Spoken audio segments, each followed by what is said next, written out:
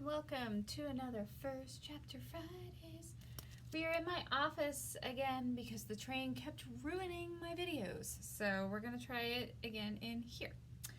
So today we're going to read the first chapter of Just South of Home by Karen Strong, and then we'll read the synopsis. This is a horror book, which means it is in our horror book section in the library. Chapter 1, Red Velvet Miracle.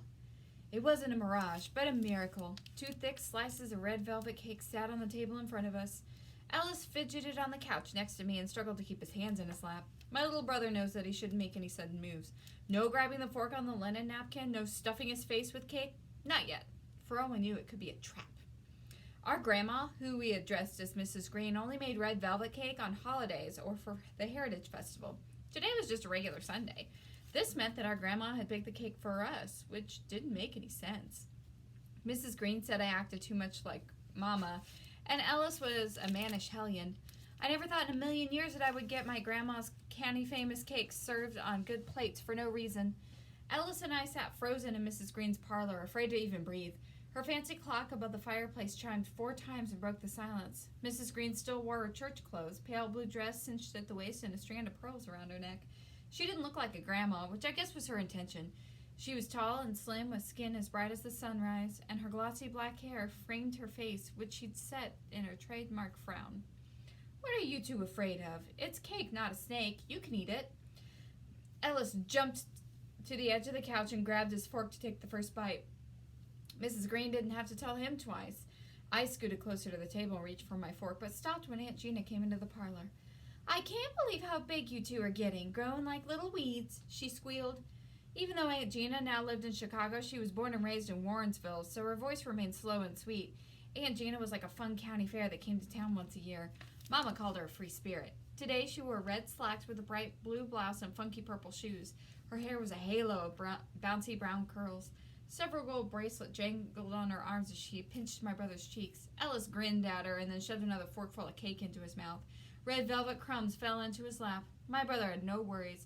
As long as his belly was full, he was happy. It didn't matter if he was eating in the lion's den. I knew better. Something weird was going on, and I had questions. This morning, Mama had told us that we needed to come over to say goodbye to Aunt Jean and my cousin Janie. They visited every summer but never stayed very long, a few days at the most. This year wasn't any different. During every visit, Janie would constantly talk about Chicago, bragging about the tall buildings and the bright lights. She called me backwards country, but I didn't care. Who wanted to live in a place with so much concrete and not a stitch of grass? Janie claimed that Chicago had plenty of grass, but that didn't matter to me. With all the city lights, I knew it would never get truly dark, and I felt sorry for Janie. Nothing was more beautiful than the night sky full of stars. You never felt alone. Mama came out on the hall bathroom and stepped into the parlor. Her hair had puffed out from the humidity. Last night, after she had flat ironed it, she let me brush it in long strokes. I loved how some of her brown strands turned red in the sun. I wished I had Mama's dark skin, but I inherited Daddy's light tone, which got Mrs. Green's approval. Ellis had Mama's deep complexion, but at least I had her red-brown hair. In the parlor, Mrs. Green, Aunt Gina, and Mama exchanged long, meaningful glances, secret grown folks language. I couldn't tell if it was good or bad news. "What's going on?" I finally asked. Mama sat on the couch next to me. "Your aunt is taking a trip out west." "You're not going back to Chicago?" I asked. "No, Pumpkin." Aunt Gina was giddy with excitement. "I'm headed to California to do some more commercials." "The ones where you play the fake dentist?" Ellis asked through his jam-packed with cake mouth. Aunt Gina had filmed several commercials for the Fresh Now toothpaste. She played a dentist in a white coat who smiled too much and talked about tartar control and gingivitis. We even saw a couple of her commercials played on here on local TV. But Ellis was right. She wasn't a dentist. In the real world, she was a nurse. "Yes, I'll be doing more of those, but I'll also do some screen tests, too," Aunt Gina said. "What's a screen test?" I asked.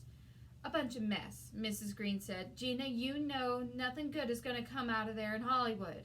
You got too many stars in your eyes." "I think it's great." Mama paused and touched my knee. "A screen test is like an audition for actors and actresses." "You know California is where all the earthquakes happen," Ellis said. Aunt Gina furrowed her brow. "That's true, but there haven't been any of those in a while." "It only takes one big push for everything to go into the ocean." Ellis wiped his mouth, leaving a trail of frosting across his cheek. I once saw this movie where buildings crashed and people were out in the street screaming. Ellis, Mama interrupted. Be quiet. Yes, ma'am. My brother went back to devouring his cake. Is Janie excited? I asked. Aunt Gina pulled a piece of imaginary lint from her pants. Her bracelets clinked together. She wouldn't look at me. Mama cleared her throat. Janie is going to stay here in Warrenville. Here in Mrs. Green's house? I asked. No, Mama said. Janie will be staying with us. You know, I still don't like this, Delilah, Mrs. Green said. These children need supervision, especially Janie. Maybe if you stayed home instead of hemmed up in that Fairfield County courthouse, you could raise these children properly. Mama took a deep breath. I knew she was counting to 3 in her head. Sometimes she did this before speaking to Mrs. Green. Sarah is quite capable of taking care of things while I'm at work, she said. This summer, Mama had agreed to put me in charge and let me and Ella stay home by ourselves. I was tired of staying at Mrs. Green's house. I would be turning 13 at the end of the summer. I was mature and responsible. If my hair caught on fire, if Ellis broke his leg, I could get help from Mrs. Taylor, who lived next door. Our neighbor mostly stayed inside watching game shows or her favorite housewives on reality TV. Mama probably knew this, but she agreed to let us stay home anyway, and it had been an easy summer so far. Nothing bad had happened, but all that could change if Janie stayed with us. Janie liked to get into trouble. Mrs. Green said an idle mind is the devil's workshop, and Janie would have a lot of free time. It didn't help that she loved using her 5-finger discount to take what she wanted. Janie carried what she called a purse, but was really just a pink backpack full of her Snoop prizes. Today at church, I saw her stash away an MLK church fan.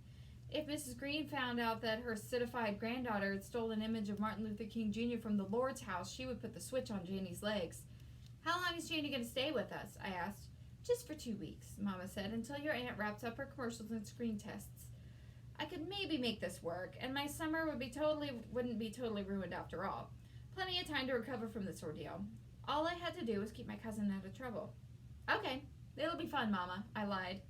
Mrs. Green sucked in her teeth, but remained silent. Even she knew raising a child was a group activity in Warrenville. Grown folks took action first and asked questions later. Our town was small enough for word to travel fast about any trouble, but I knew there wouldn't be any. There hadn't been any kind of trouble in our town in a long time. I wasn't going to let Janie mess that up. Great! Aunt Gina clapped her hands in celebration. Janie is so looking forward to this. Where is she anyway? Ellis finally finished his cake. His plate was spotless as if he'd licked it clean.